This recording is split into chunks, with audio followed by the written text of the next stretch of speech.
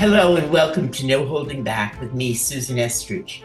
Each week I'll have the privilege of talking with some of the biggest names from the worlds of media, politics, and law. Nothing is off the table. I'll be speaking my mind and encouraging my guests to do so as well. Today I'm joined by a woman who is doing some incredibly important work. Her name is Tal-Or Cohen Montemayor. She's the head of an organization called CyberWell that fights anti-Semitism on social media platforms, and she's just back from Israel. Tal-Or, welcome to the show, and tell us what's it like in Israel right now. Now it's very high tension. People are very anxious, losing sleep. There's a lot of unknown factors. And as you know, Israel is in the middle of protecting itself on 7 different fronts between all of the enemy and also the different borders that we have. The recent attack from Iran obviously was unprecedented, caused a lot of tension, and was very historic and very dramatic in terms of its developments overnight. I think that Israel did a fantastic, unprecedented job defending itself, which is something to be very grateful for, to see that level of defense in real time. But obviously, it's a time with a lot of fraught tension. And as an Israeli, I can say that it kind of feels like there's no end in sight, and we just keep getting piled on by these violent attacks. Good time to have strong friends like the United States, of course.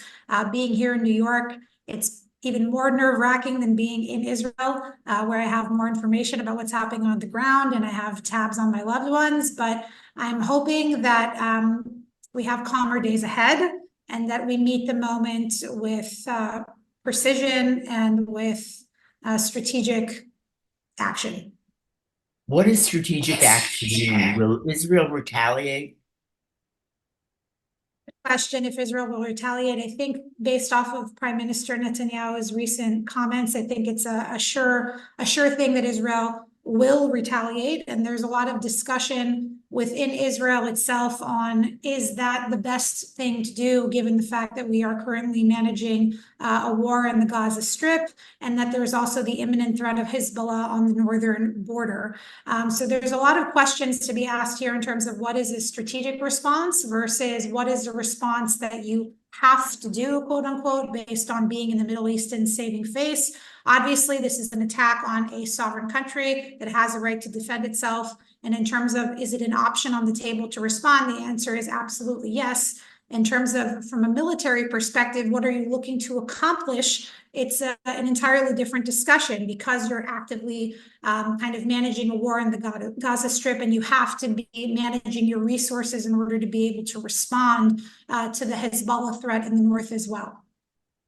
It must be, I want to get to what your organization is doing, but it must be so strange and almost surreal to be in Israel and have missiles and drones launched at your country. And what was it like? Even more so that it's not only strange, but bizarre and deeply traumatic to be the target of a terrorist regime and terrorist attacks, and then be doing the work that CyberWell is doing, which is looking deeply and then analyzing and vetting the surges in online anti-Semitism, basically seeing throughout the world how on social media people are both celebrating these attacks, calling for more attacks, and perpetuating very classic anti-Semitic conspiracy theories, saying that we should hold all Jews accountable and be hostile towards them in a very similar way that these regimes are being hostile towards Israel. So I think the most bizarre thing for me, as somebody who's looking at the online spaces and anti-Semitism research, has actually been seeing this as the response of the world in the digital online spaces, this outpouring of hatred against Jews as a collective community around the world, not only limited to Israel. That's been very difficult for, I think, myself and for the rest of my team that are looking at these data points and surges in online anti-Semitism in general. I used to joke that I was very keenly aware of the state of anti-Semitism across the world, but that every time my foot would hit the pavement leaving the office, I would think, thank God I live in Israel, because I know I'm safe as a Jew. I can walk around with my head held high. And the recent events between October 7th and this unprecedented attack by Iran have actually really taken away that feeling of safety. So you feel scared? Oh yeah, I think I share most Israelis' emotional state when we say that we feel scared and we feel threatened and we feel targeted. And even though we are going to be stalwart in our response and we're going to protect ourselves and we're going to leverage every available resource and friendship in order to do that, I won't sit here and tell you like a very kind of stoic Israeli, like we're strong and we're going to be fine. Every single person is feeling threatened, scared, afraid, very stressed out. The only thing that I can tell you in terms of the emotional reality that's a difference between the Iranian attack versus the vicious attacks of Hamas on October 7th is that when Hamas attacked Israel on October 7th and then basically hijacked the social media platforms, broadcasting very intimate acts of violence, of rape and burning people in their homes directly to the social media platforms, that really violated a personal sense of security for many Israelis, right? We have a very built up defense ecosystem. Most Israeli homes, or many Israeli homes, have a bomb shelter. We've all been in international wars before. We know how to act. But when Hamas came over the border on October 7th and displayed this level of barbarism, again, in people's homes, that violated the Hobbesian contract between the Israeli people and the Israeli government. Basically, the Hobbesian contract says that the number one basic right, or the reason that people even engage in living in states, is because of security. It's the number one thing that the state is supposed to guarantee. And you really saw psychologically that when people were met with this level of barbarism in their own homes, that it shook that sense of security that the Israeli people typically have to its core. And I think that as Israel is still responding and managing the war in the Gaza Strip, and of course making every effort to return the hostages, the 133 hostages that are still being held in captivity by Hamas, that is really what entire thing is about, which is how does the Israeli government, after these vicious attacks internationally, also by Hamas, a large terror attack, the largest slaying of Jews since the Holocaust, how does the government restore a personal sense of security for every Israeli citizen? And I think they're still figuring that out, and they're going to have to take their time in order to really restore that sense of security. Let me ask you what CyberWell does exactly. You talk about Hamas taking over social media platforms after October 7th. One of the things that drove me crazy, as somebody who has studied rape since I was raped myself 50 years ago, is the extent to which there was rape denial. And the rape denial spread across social media and spread across the world. Can you talk about that? Because that's been a primary focus of yours.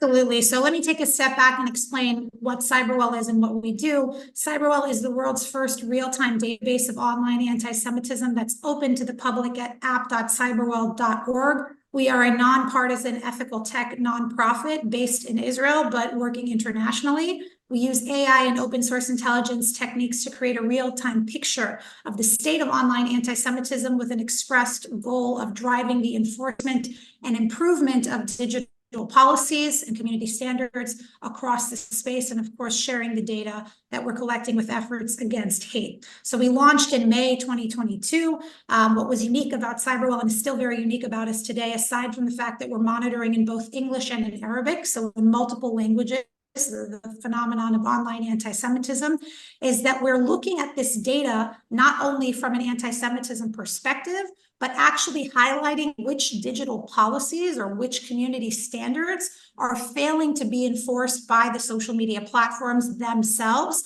by allowing this content to remain online. So in a sense, since our launch, we have been onboarded as a trusted partner of both Meta, so Facebook, Instagram, and Threads, and also of TikTok. And we're acting as an anti-Semitism compliance officer for the social media platforms themselves, creating these high-level compliance alerts and also sharing, with the goal of, again, highlighting not only how the policies are failing to be enforced, but what steps the social media platforms can take in order to action this content at scale, remove it more effectively, and keep online anti-Semitism offline and off of these mainstream social media platforms. So we say that our mission is to drive the enforcement and the improvement of these digital policies. And when we looked at October 7th denial, to your question, what we tracked at CyberWell, aside from the 86% increase in online anti-Semitism overall following October 7th, so almost a doubling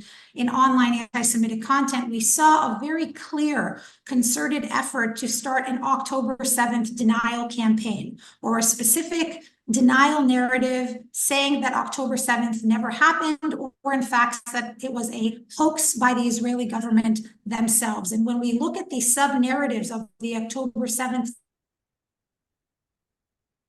denial campaign, what you can see is that this denial conspiracy is mimicking the framework of Holocaust denial, right? It's mimicking the framework of Holocaust denial in the sense that the Holocaust denial conspiracy theory, just like the October 7th denial conspiracy theory, is meant to bring the believer through every station of anti-Semitic belief. So we start off by saying that October 7th never happened. Context or subcontext of that, meaning that Jewish life, or more importantly, Jewish death, is irrelevant. Then you're also saying that all of the Jews or the Israeli establishment are lying about October 7th. So the believer of this conspiracy theory will say, well, if they're lying about it, how is it that all of us are talking about it? Oh, all of us are talking about it because they control the media, they control the world. This is actually a ploy. They want you to talk about this because they really want money out of this situation. In this case, they want US military aid. So you have brought the believer through every station of anti-Semitic belief. Jews lie, Jews control the world, Jews want money, right? And then within that October 7th denial narrative, we saw that the number one lie about October 7th that is being spread in the denial campaign, 38% of the initial data that we vetted was very much focused on saying that sexual violence or rape did not occur on October 7th. And how did they make that case that it did not occur? I mean, you know, the UN has gone in, others have gone in and established that it did in fact occur. They've got the tapes of, you know, the Hamas warriors who were tape recording and, you know, broadcasting the acts of violence. I mean, how do you make the case that it didn't occur? Well, I can share with you some of the kind of more specific sub-narratives when we did a deep dive analysis on the rape denial element of this October 7th denial conspiracy theory online. The first most popular kind of claims that there's no proof. So no rape survivor have personally recounted their experience, and therefore there was no sexual assault. Of course, They're dead. with the yes. Right. Yes, they are dead. They are not alive to tell the tale. But there's also the recent testimony, a harrowing account of Amit Susana, a survivor that was freed from Hamas captivity. And she detailed what kind of rape and sexual assault she went through. So that testimony has now come to light. So now you have witnesses, actually increasingly so, as is typical after a rape trauma, takes some time and then they're coming forward with their stories. The second narrative within the October 7th denial is that witnesses are lying. The survivors of the terrorist attack and first responders are testifying to acts of sexual violence they witnessed or identified are actually lying, and news outlets that report on this issue are spreading fake news. Then you can take it a step further with the accusation of saying that they're lying for profit. They're trying, meaning Israel is trying to get US military aid and carte blanche to act as they want to in Gaza. That's why they are spreading these lies about rape and sexual violence. Another one that is claimed online is Muslims don't rape because Hamas members are Muslims, therefore they don't rape. And one of the ones that's probably most bizarre is that Israel did it, meaning Israel are actually behind the rapes themselves. So these are some of the claims that we see online in terms of the rape denial, but it's not only about understanding the content itself of the rape denial, as disgusting as that is, it's how the social media platforms are actually platforming this type of conspiracy theory, which in practice really reinforces rape culture everywhere, right? So one of the things that CyberWell does is we track what the average rate of removal is for reported online anti-Semitism. In 2023, we saw that the average rate of removal once somebody reports online anti-Semitism is at about 32%, okay? Which is not great, but it's slowly increasing over time. 32% of the reports result in removal, is that it? Of reports by users that are reporting online anti-Semitism will be removed by social media platforms. But what we saw with the October 7th denial deep dive that we did is that the average rate of removal once we reported that content was only at about 8.9%.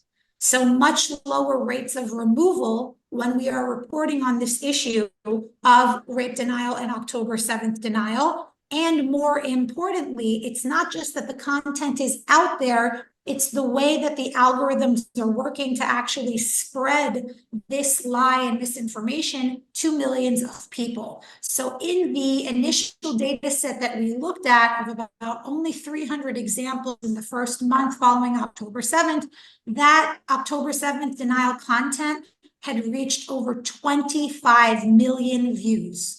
And in the second data set that we did a deep dive on looking at October 7th denial and sexual violence denial specifically, that small data set was viewed over 15 million times. So what's important to understand is not only that this content is out there and that it exists, and there's a failure on the part of the social media platforms to remove this content at scale, but how many people are viewing this misinformation and this anti-Semitic conspiracy theory. And when it comes to rape culture, really a conspiracy theory that reinforces rape culture and normalizes sexual violence. And that's the thing that we're very concerned about at CyberWell. How do you get 15 million people looking at that? I mean, that means the algorithms are publishing this and spreading this to people who may or may not have expressed any interest in anti-Semitism, right? And I think that the other thing is the misinformation and disinformation gets kind of suggested to a user based on their initial interest. So obviously their October 7th was a major world event. There was lots of information coming out about the situation on the ground, and somebody who is engaging out of a genuine place of interest of I want news and information about what's happening in Israel or in Gaza may be suggested this material as legitimate material. This October 7th thing never happened. The sexual violence and rape, that's an overstated hoax. That never happened. They're lying about that. They're lying about that for profit. And I can tell you, we have very clear data about which platforms have an indication based off of views that they're suggesting this content more than others. So in the rape denial or sexual violence denial data set, we see that out of over 15 million views, about 12 million of those views were coming from X, or what was once known as Twitter, followed by YouTube, which had a very small amount of videos that we were able to vet, but those small amount of videos were already viewed over 1.4 million times, close to 1.5 million times. So we see specifically on those platforms a very high level of views to content, meaning that content is being suggested, it's being amplified, in some cases by bots, from what we could assess from inauthentic behavior online. And it's horrific in terms of not only the misinformation and disinformation, but as I said, the fact that this conspiratory thinking about October 7th and about the victimization and barbarism that happened on that day is now being used as fuel to promote anti-Semitism and hostility against Jews wherever they live, outside of Israel. Why aren't they taking it down? Presumably, you're making complaints about all of this. I mean, what you do is not just monitor it, you go in and complain. And I'm looking at some of your statistics, and X, for instance, rates of removal, 1.5%. I mean, what is going on at Twitter? Right, 1.5% on X for rape denial and sexual violence, and only 2% on October 7th denial in general. So what is going on? Yes, we're going into the social media platforms. We're meeting with the teams that we work with on a regular basis as a trusted partner.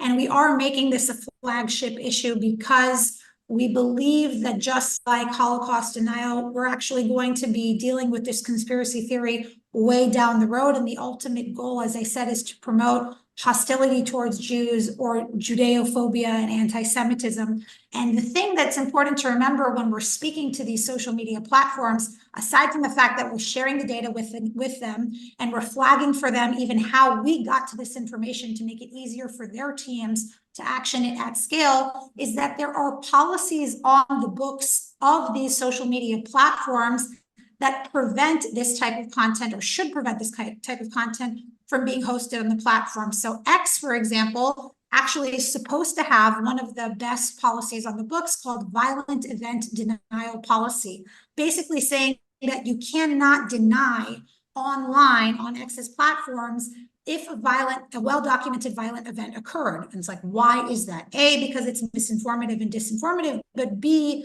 more importantly, it's because you are re-victimizing the victims of said attack. And in the development of this specific policy, just so you know, a lot of the work on this policy actually came from the Sandy Hook school shooting in the United States, which was the most violent school shooting in US history. Alex Jones at the time on YouTube started promoting a conspiracy theory that Sandy Hook was a hoax. It was a setup to reform gun laws in the United States, and it never really happened, or there were paid tragedy actors that were saying they were victims when in fact they didn't exist.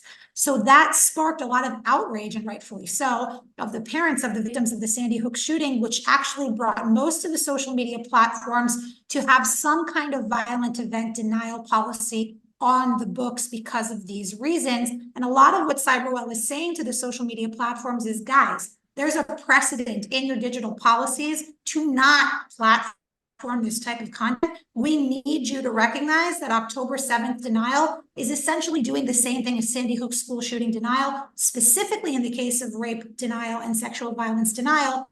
It's meant to delegitimize and re-victimize the victims of these horrific attacks. And it's something that needs to be removed and prohibited at scale. So why aren't you succeeding? I think that that the social media platforms are hesitant to make a comprehensive and scalable decision on this quickly because it is literally a new form of anti-Semitism. It is a novel form of anti-Semitism. One of our jobs at CyberWell is to have these conversations and to be an advocate who can also share data and share solutions about these new modern forms of anti-Semitism. I've heard a lot of hesitancy from the social media platforms to have a quick fix on these issues. I think they want to parse out which parts of the October 7th attack are clear, corroborated, well-documented kind of evidence. And then, and only then, once they've had those discussions internally, are they going to maybe be able to make some kind of progress in terms of, if not in digital policy, but at least in practice, having the content moderators starting to remove this content at scale. Has it changed? I mean, I find this unbelievable when I look at all the studies that have been done, the evidence that's been gathered. The UN is not exactly a pro-Israel institution. The UN has gone in and documented this in great detail. What is it going to take for them to change? I think that that's a fantastic question, and I share your outrage also as a victim sexual assault and date rape. This is a subject that is extremely close to my heart, and I take it extremely seriously. I even had a call with one social media platform that started off responding by saying allegations of sexual violence. And I said, I'm going to stop you right there, because at this point, 6 months after the attack, with the UN report and with Amit Susana's testimony and with the reports of the medical examiner of Israel, this is not allegations. This is actually what happened. Right. Right, absolutely. And what did they say back to you? Well, that woman stood corrected very quickly, I think. I think that there's, the more data we can share and the more we can be the clarion call to what's going on here, the more progress that we're going to have. But to be frank with you, it's an uphill battle, specifically when it comes to the social media platforms. And I think that as the community, the Jewish community, and also the community that supports Israel really needs to be aware of the toxicity and the prevalence of October 7th denial and to start demanding on an institutional level that it is recognized as a new form of anti-Semitism and that it's unacceptable. I don't think that it's, with everything else going on, that people are necessarily paying attention to it right now, but it absolutely, we will be meeting this again later on. And it's important that we say in a very united way that this is unacceptable. And we expect our most influential digital platforms, who host over half of the worldwide internet activity, to have a clear stance on this issue and to start removing that content at scale. Who's the worst, Tyler? So this is a question I get a lot about social media platforms and anti-Semitism online. To be honest with you, I think if we look at October 7th, that was just an ecosystem, that was a hijacking of Hamas, of all of our favorite apps, our major social media platforms. And what's really important to understand is that each social media platform has its own vulnerabilities, and those vulnerabilities were exploited by Hamas on October 7th. And when it comes to online anti-Semitism, each of the platforms struggles in a different way. So if you look at TikTok, you have something called a very aggressive algorithm that's confirming bias, meaning if you're participating or looking at hateful or anti-Israel content on TikTok, you're more likely to go down a wormhole of having the algorithm suggest more of that content to you, because it's a very aggressive algorithm that's rooted in confirmation bias. So that's one issue on TikTok. But anecdotally, I can share that we are a trusted partner of TikTok, and they've been the most cooperative and the most transparent with us, and they genuinely, as a young platform, are trying to make changes in order to deal with online anti-Semitism. If we look at X, we have an entirely different problem. Since Musk took over in October 22, he kind of threw out the rule book on good practices with content moderation, meaning he fired a lot of content moderators, he gutted his trust and safety team, and he said, I'm not going to do intervention on speech. I'm going to have freedom of speech, but not freedom of reach. If you put out toxic content that violates our policies, we're going to limit the spread or the exposure that that content is getting. But when CyberWell looked at the October 7th denial as a use case, we saw that that freedom of speech, not freedom of reach policy was certainly not being enforced in any kind of fair way or consistent way. We had incidents of accounts that had only 3,000 followers in Lebanon tweeting out October 7th denial that was engaged with by 3 million accounts. So that's either inauthentic behavior or it means that the policy is not being enforced. Similarly, we saw instances of October 7th denial being labeled and de-amplified, meaning its exposure was limited on X, but when it came to major accounts like Jackson Hinkle, it wasn't de-amplified and it wasn't limited, and in fact, it reached more users than he has followers, right? So we see an inconsistent application of that specific policy. And then if I look at Facebook, Facebook was one of the most, I would say, exploited platforms on October 7th, when you had a situation where families were literally executed in their homes. Their child was kidnapped and brought to bring out other residents and Jews from that community to Hamas, to the Hamas terrorists. And all of that was live streamed directly onto their personal Facebook accounts. So I can give you data about who's worst at removing content, and I can give you data about where there's more exposure for this online anti-Semitism. But to be frank with you, each platform has a very clear vulnerability when it comes to the way that they deal with online anti-Semitism, and they all need to improve. Because right now, the Jewish community in the United States is experiencing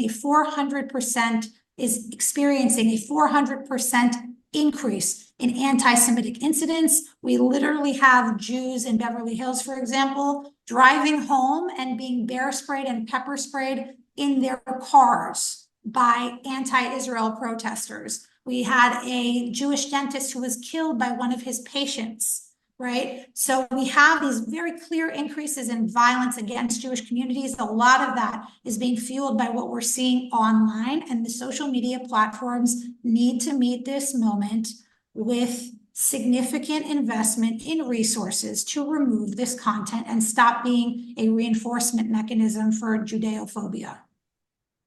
I can't thank you enough. This is such an important message to get out there. Let me ask you one last question. What can the individual do? So in terms of online spaces, I think it's actually really important for people to report online anti-Semitism when they see it, and I'll explain why. In AJC's recent survey from the last year, State of Online Anti-Semitism, about 62% of Jews are experiencing online anti-Semitism. It's the #1 form of anti-Semitism that they're going to experience, but only 35% of them take the time to report that content.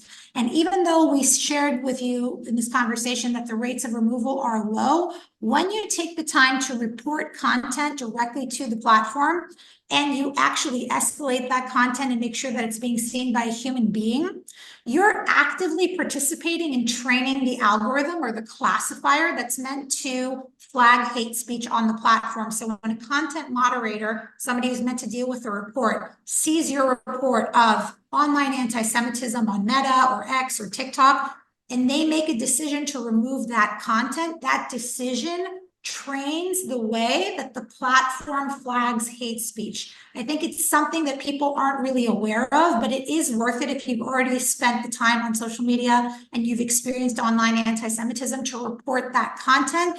And part of what CyberWell is doing at app.cyberwell.org is actually making that content available to the public and to the user, so you can use your own social media accounts, even for 5 minutes a day, to go in and report this online anti-Semitism with us.